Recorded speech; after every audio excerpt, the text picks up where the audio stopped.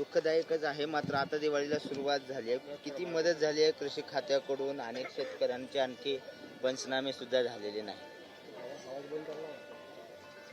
मी आपल्याला एवढंच सांगतो की राज्यामध्ये ह्या वर्षी खूप मोठी अतिवृष्टी झाली आणि खूप मोठं नुकसान माझ्या शेतकरी बांधवांचं झालेलं आहे. खरं तर सप्टेंबर महिन्यामध्ये जास्त अतिवृष्टी झाल्यामुळं काही ठिकाणचे पंचनाम्याचं काम थोडं अजूनही अपूर्ण आहे. पंचनाम्याचं काम सुरू आहे. पण निश्चित प्रकारे आपल्या माध्यमातून मी एवढंच सांगतो की राज्यातील शेतकऱ्यांना या राज्याचे मुख्यमंत्री देवेंद्र फडणवीस असतील, एकनाथजी शिंदेसाहेब असतील, अजितदादा पवारसाहेब असतील, यांनी जे एक पॅकेज दिलेलं, यांनी जे आपल्या सगळ्यांना शेतकऱ्यांना आश्वासन म्हणण्यापेक्षा एक सहकार्य, मदत ह्याला म्हणता येत नाही की माझा जो शेतकरी आज जो अडचणीत आहे आणि या अडचणीत असणाऱ्या शेतकऱ्याला परत कुठंतरी उभा करता आलं पाहिजे, तो उभा राहिला पाहिजे. त्यासाठी जे पॅकेज जाहीर केलेलं आहे त्या माध्यमातून जसा अहवाल राज्य सरकारकडे येत आहेत त्याप्रमाणे हे नुकसान भरपाई देण्याचं काम हे खूप मोठ्या प्रमाणामध्ये शेतकऱ्यांना मदत मिळत आहे. परंतु अजूनही खूप अपूर्ण काम आहे आणि अपूर्ण काम ह्यासाठी राहिलेलं आहे की तो आपल्या सगळ्यांना माहिती आहे, पूर्वी 2 हेक्टरची NDRFच्या नियमाप्रमाणे 2 हेक्टरची अट होती, ती आता आपण 3 हेक्टर करतोय. परत त्याला सेपरेट पंचनामे करावं लागत आहेत. त्यामुळे त्याला परत त्याची माहिती ही संकलन करावं लागते. आणि आपण आपला जो अहवाल केंद्र सरकारला जो पाठवला जातो तो केंद्र सरकारचा अहवाल हा अचूक असला पाहिजे. परत त्यामध्ये आपल्याला दुरुस्ती करता येत नाही. त्यामुळे केंद्र सरकारच्या माध्यमातून सुद्धा चांगल्या प्रकारची मदत आपण शेतकऱ्यांना देण्याचा प्रयत्न आपण या देशाचे पंतप्रधान मोदी साहेब असतील, अमित शहा साहेब असतील, या सर्वांनी आपल्याला आश्वासित केलेले. त्यामुळे निश्चित प्रकारे जास्तीत जास्त मदत आपल्या शेतकऱ्याला देण्याचा प्रयत्न हे करणार आहे. त्यामुळं मी शेतकऱ्यांना एवढंच सांगतो की शेवटी जरी मदतीला अजून उशीर झाला असला, जरी अजून मदत आपल्याला कमी मिळाली असली किंवा 1 हप्ता मिळाला असला तर अजिबात तुम्ही काळजी करू नका. येणाऱ्या दिवसामध्ये तुम्हा सर्वांना जे सरकारने तुम्हाला जे आश्वासित केलेले ती सगळी मदत तुम्हाला मिळाल्याशिवाय राहणार नाही. मामा, आता 2 दिवस झाले दिवाळीला, अशी काही तातडीची मदत देता येईल का? ठीक आहे, हे सगळं तांत्रिकदृष्ट्या आहे की पंचनामा करायचं आहे, 3 हेक्टरची मर्यादा वाढवली. अनेक शेतकरी जे म्हणतात ते प्रामुख्याने मराठवाड्यातल्या बीड, उस्मानाबाद, लातूर जिल्ह्यातले अनेक शेतकरी आहेत ज्यांना पहिलाही हप्ता मिळालेला नाही. मी तुम्हाला काय झालंय, मराठवाड्यामध्ये पाऊस जो पडला तो सप्टेंबरच्या एंडमध्ये पडला. तो पाऊस खूप मोठ्या प्रमाणामध्ये पडला. मी सांगायचं तात्पर्य की जो पाऊस आत्ता जे आपलं जे ॲव्हरेज आहे साधारणतः 1,84,00,000 एकर म्हणजे कमी जास्त होईल. जे एकर आपण जे क्षेत्र बाधित धरलेलं आहे त्यामधलं जवळजवळ 60 ते 70% क्षेत्र हे सप्टेंबर महिन्यामधलं आहे. त्यामुळे सप्टेंबर महिन्यामध्ये उशीर लागतोय आणि विशेषतः पाऊस आपल्याला माहिती आहे की तुम्ही म्हटला तर मराठवाड्यात पाऊस जो पडला तो सप्टेंबर महिन्यामध्ये जास्त पडला. पूर्वी मे महिन्यामध्ये किंवा जूनमध्ये तो धाराशिव किंवा त्या ठिकाणामध्ये पडला. पण संपूर्ण मराठवाड्यामध्ये पाऊस जो सप्टेंबर महिन्यामध्ये पडलेला आहे, उशीर होतोय मान्य आहे आम्हाला, उशीर होतोय. परंतु मी तुम्हाला एवढंच सांगतो की शेतकऱ्यांना ज्याप्रमाणे आम्ही जे आश्वासित केलेलं आहे, 1 रुपयाची मदतसुद्धा शेतकऱ्याची ठेवली जाणार नाही. संपूर्ण रक्कम माझ्या शेतकरी बांधवांना लवकरात लवकर, म्हणजे मी म्हणतो त्याला आचारसंहितेचा वगैरे नियमाचा कुठला आपल्याला विषय राहणार नाही. जी शेतकऱ्याला मदत ती शेतकऱ्याला मदत दिली जाईल. मामा, खरं तर बच्चू कडू त्यांनी काल खरं तर खालच्या भाषेत खूप टीका करताना असं म्हटलं की आमदारांना कापून काढा, शेतकऱ्यांनी आत्महत्या करण्यापेक्षा ही मदत मिळत नसेल तरी कसं. म्हणजे मला बच्चूभाऊ माझे मित्र आहेत. ही वेळ खरं तर राजकारण करण्याची नाही आहे. ही वेळ आज खरंच सांगतो की ग्रामीण भागामध्ये आपण पण सगळेजण मीडियाचे प्रतिनिधी आहात, पत्रकार आहात आणि आपण जर एखाद्या त्या जे नुकसान झालं त्या क्षेत्रात तिथं जर आपण त्यांना भेट द्यायला गेली आपल्यासुद्धा डोळ्यातनं पाणी येतं आहे. अडचणी, शेतकऱ्याची अडचणी आहेत, शेतकऱ्यांचं दुःख आहे. आम्ही पण शेतकऱ्यांचीच मुलं आहेत. त्यामुळे शेतकऱ्यांचं दुःख काय, शेतकऱ्यांची अडचणी काय, की त्यांनी जे शेतामध्ये घेतलेलं पीक आहे आणि त्या पिकावरती जे त्याला उत्पन्न मिळणार होतं त्या उत्पन्नावर त्यांनी खूप प्रकारची स्वप्न रंगवली होती. पण त्या सगळ्या स्वप्नाचा चक्काचूर झालेला आहे.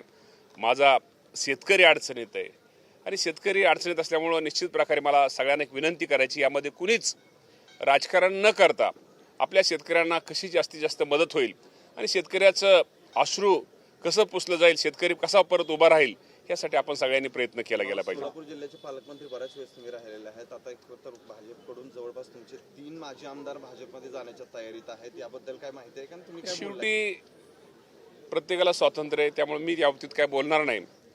पण कोण जाणार असतील किंवा काय असतील तर ती गोष्ट मला माहीत नाही. कसं असतं, प्रत्येक तालुक्यामधलं प्रत्येकाचं राजकारण हे वेगळं असतं आणि त्यामुळं मला आपल्या माध्यमातूनच कळतं किंवा बाहेरूनच कळतं. पण असं कधीही अजून कुठल्याही प्रकाराचं कुणी जाहीर केलेलं नाही किंवा कुणी जाणार नाही. आमचे नेते अजितदादा पवार साहेबांवरती सर्वांचा, त्यांचा सगळ्यांचाच विश्वास आहे. म्हणजे माझा जसा आहे तसा त्या लोकांचा पण आहे. त्यामुळे मला वाटत नाही ते अजितदादा पवार साहेबांना किंवा राष्ट्रवादी पक्षाला कधी सोडून जातील असं मला वाटत नाही. मामा, यावर्षी पवार कुटुंबीय दिवाळी साजरी करणार, तुम्ही भेटायला तरी जाणार आहे अजितदादांना? दरवर्षी बारामतीत अनेक राजकीय नेते भेटून येतात. कसं आहे, दीपावळी शेवटी पाडव्याचा एक तो मुहूर्त असतो, तो एक वेगळा आनंद असतो.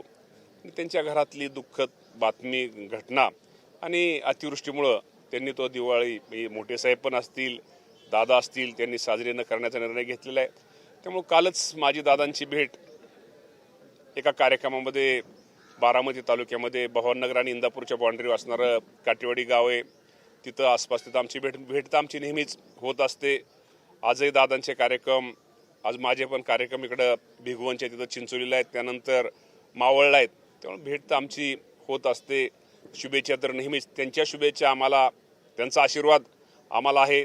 आमच्या पण त्यांना निश्चित प्रकारे दादांच्या बाबतीमध्ये तुम्हाला सगळ्याला माहिती आहे. त्यामुळे आमचं नेहमीच आनंदाच्याच गोष्टी त्यांच्याकडून आमच्यावर राहील. त्यामुळं शुभेच्छा द्यायचा किंवा पाडव्याला जायचा विषयच राहत नाही. मामा, महायुतीमध्ये सगळं आलबेलं आहे असं नाही, कारण महायुतीतले नेतेच एकमेकाविरोधात लढतात. आधी दंगेकर, चंद्रकांत दादा, आता तुमच्या नेत्या. शेवटी ही लोकशाही. आता आपल्या सगळ्यांना माहिती आहे की आता निवडणुका स्थानिक स्वराज्य संस्थाच्या असतील, महानगरपालिकेच्या असतील, ह्या जरी असल्या, शेवटी मी तुम्हाला सांगतो प्रत्येक ठिकाणी, प्रत्येक भागामध्ये तिथं वेगवेगळ्या प्रकारचे, मी त्याचं वेगळं, मी म्हणतो राजकारण म्हणण्यापेक्षा वेगवेगळे विषय असतात. त्यामुळे ह्या गोष्टी सगळीकडेच होत असतात. परंतु जरी ह्या गोष्टी स्थानिक स्वराज्य संस्थेच्या निवडणुकीच्या बाबतीमध्ये असू द्या, महानगरपालिकेच्या बाबतीमध्ये, हे स्थानिक नेत्यांमध्ये जरी वाद असले, वरची महायुती ही भक्कम आहे.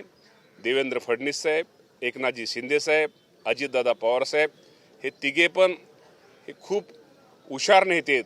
त्यामुळे जरी खाली थोडं, शेवटी कार्यकर्ता आहे, जागा एकच आहे, तिघजण प्रमुख इच्छुक आहेत. त्यामुळे ह्या गोष्टी ह्या निवडणुकीमध्ये होणार आहेत. टीका टिप्पणी होणार आहे, एकामेकाला कुठंतरी कोण खालीवर करणार आहे. आणि हे जरी झालं असलं, वर युती ही भक्कम आहे. मामा, तुम्ही म्हणले की यावर्षी पेरणी मोठ्या प्रमाणात होईल, मात्र खरडून गेलेल्या जमिनीचा काही अंदाज सरकारला आलाय का? कारण खरडून गेलेला अंदाज रक्कम आलेला आहे, त्या बाबतीमध्ये आम्ही शेतकऱ्याला मदत करतोय.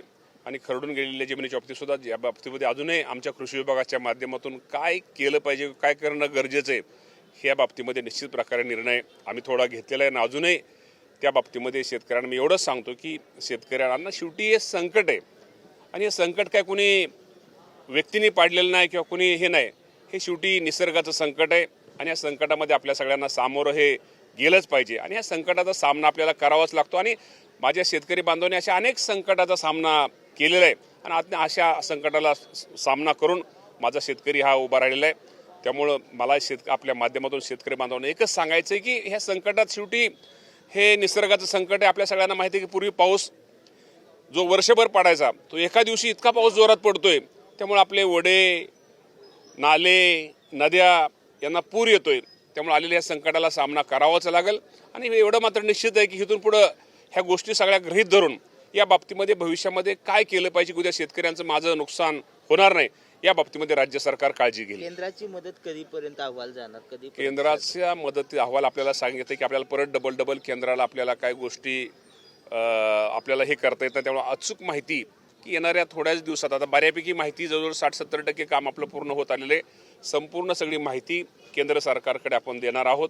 आणि स्वतः नरेंद्र मोदी साहेब आणि अमित शहा साहेबांनी केंद्र सरकारच्या माध्यमातून जो माझा अडचणीत आलेला महाराष्ट्रातला शेतकरी, या शेतकऱ्यांना जास्तीत जास्त मदत करण्याचं त्यांनी आश्वासित केलं आहे. त्यामुळे शेतकऱ्यांना निश्चित प्रकारे वेळ लागतोय, वेळ होतोय, आपल्या अडचणी आहेत. दीपावलीच्यामुळे आपल्या त्या थोडं जरी वेळ जरी होत असला, तुम्ही शेतकऱ्या बांधून आपल्या माध्यमात एवढंच सांगेल, काळजी करू नका. हे सरकार हे शेतकऱ्यांचं हित साधणारं सरकार आहे. तर शेतकरी निश्चित प्रकारे हे सरकार माझ्या या अडचणीत असलेल्या शेतकऱ्याच्या पाठीमागे खंबीरपणे उभं राहील, हे आपल्या माध्यमात सांगतो.